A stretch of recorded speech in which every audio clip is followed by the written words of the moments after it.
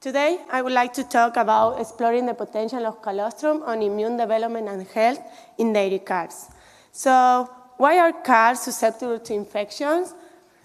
As many of you know, probably the pre-weaning period is the critical period in the calf's life. And in the US, we have an average of 5% of mortality and 34% of morbidity, with diarrhea and pneumonia being the most important disease during this period. So one of the key reasons of this susceptibility is the placenta of the cow, that is an epitheliochorial placenta, and this type of placenta doesn't allow the transfer of immunoglobulins from the mom to the fetus. So as a result, we're going to have a newborn baby without immunoglobulins in blood. This is a gamma globulin-anemic animal, which fully depends on the colostrum for the protection during the first months of life.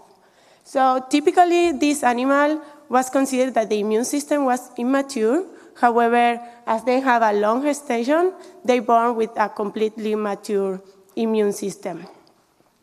So now we have the immune system in these calves where it's going to be affected by some maternal factors as cortisol. So the cortisol that is produced during the parturition is going to modulate the response in these calves with promoting more tolerance. This is the T regulatory cells. Also, it's going to reduce the effector function, that are the T helpers, Th17 and 1, that are the pro-inflammatory cells. And it's going to skew the response to Th2, that are the cells that are in charge to activate the B cells, that are the cells that are going to produce the antibodies. Also, we have the colostrum, and in the colostrum we have the antibodies. But these antibodies also block the activation of the B cells to respond and produce antibodies. So research suggests that also the colostrum is going to promote the expansion of some T cells and how these T cells are going to respond.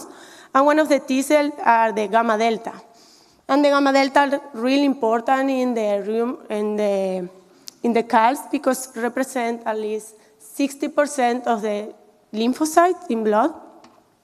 And it's a cell that can respond really quickly compared with the other type of T cells and have a protection against intracellular pathogens where the antibodies are going to respond against the extracellular pathogens. So with this, I would like to start with my objectives of this project, that was evaluate the influence of the colostrum on the neonatal immune development, and also evaluate the effect of feeding fresh or frozen colostrum on the passive transfer of immunity and development of several lymphoid and myeloid cell subsets. The hypotheses were that colostrum aids to the development of the neonatal immune system by promoting a more balanced immune response, protecting the calves against environmental pathogens while promoting tolerance to the new environment. And also that the maternal immune cells present in the colostrum are key components contributing to early protection and immune education. So in this project, the model that I used was with a vaccination. I vaccinate the cows, and the same vaccine I used for the calves to see if there are some transfer of memory responses. And I used 3 different treatments, 8 animals per treatment. One was fresh colostrum from the own mom, colostrum deprived, that this animal received meat replacer, and frozen colostrum, that was the colostrum from the own mom, so I flash freezing in liquid nitrogen to remove the maternal cells. Then I took several blood samples in different time points, starting on day 0 before the treatments, and then on day 2, 7, 14, and 28. I'm gonna just show the data for the first month of life of these animals. I isolate the PBMCs, that's, as Trinidad says, the peripheral blood mononuclear cells, and use flow cytometry to analyze how the immune cells develop in these animals. So to start with the results, first, I analyze the transfer of passive immunity, that is the transfer of these antibodies through the colostrum to the baby. So here we can see that we have the Serum total protein, the turquoise is the prime group, violet is the fresh group, and pink is the frozen group. Here, fresh and frozen have a successful passive transfer, and the deprived have not. Then I measure the antibody production in the cows before vaccination and after vaccination, how that antibodies go through the colostrum, and after that I measure the same antibodies, again the Salmonella doubling, on the calves. So on day 1, as I say, we have a successful passive transfer on fresh and frozen, and the deprived don't have any antibodies against Salmonella specific. Then I vaccinate the animals on day 7. After day 7, no one responds. Then the booster was on day 28. After booster, the deprived start producing their own antibodies. However, fresh and frozen have maternal, so they didn't respond. And after the 3rd dose, that was on day 70, the deprived produce a really good amount of antibodies, and fresh and frozen start producing their own antibodies. So now moving to the analysis of the adaptive immune system. This was with flow cytometry.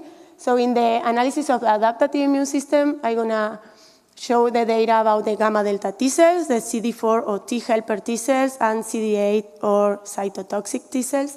Here we have the percentage, and here the days. Day 0 was not used in the statistical analysis. It's just to show where we start before the treatments.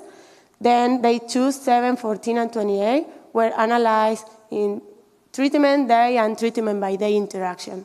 So here we have a significant treatment by day interaction, where on day 7, and 14, fresh and frozen have higher amount of gamma delta, so they can maintain this amount.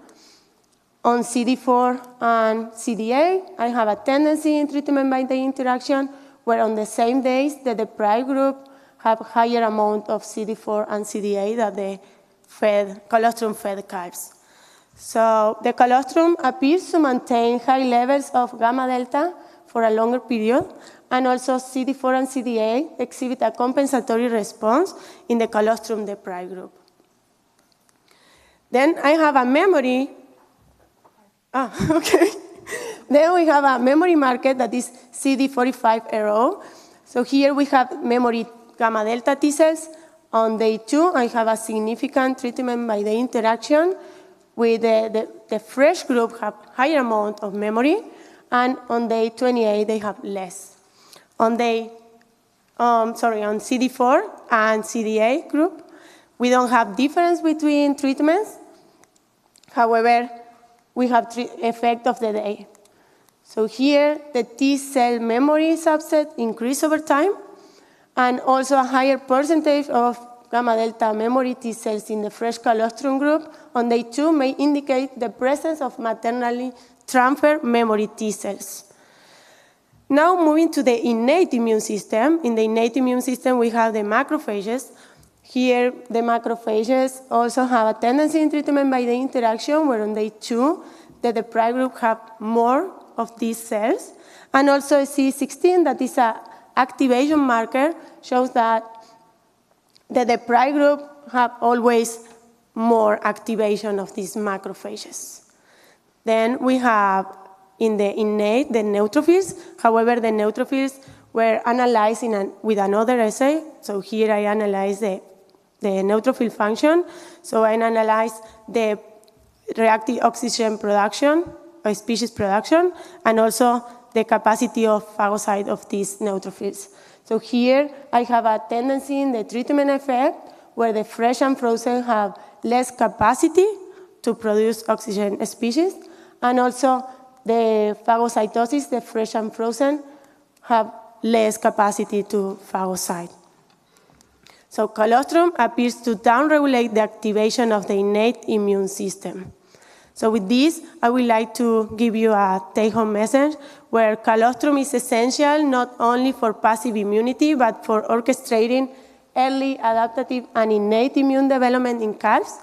And in the absence of colostrum, the calves activate compensatory immune pathways leading to alter the immune cell response.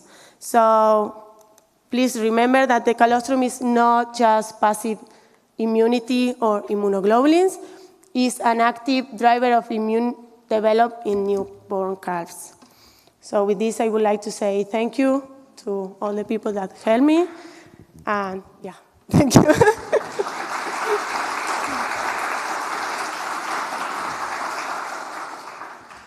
All right, floor is open for questions.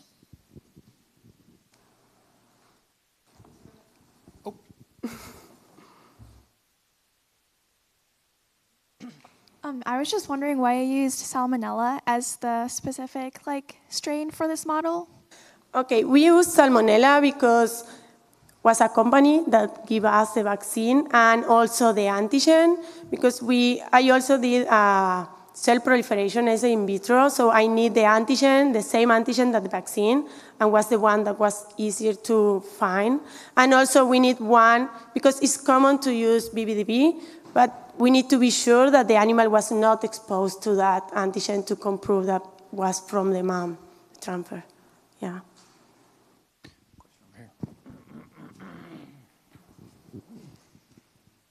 So the calf that you didn't give colostrum, what did you give it? Just normal milk or replacer colostrum, or no, it was just meal replacer.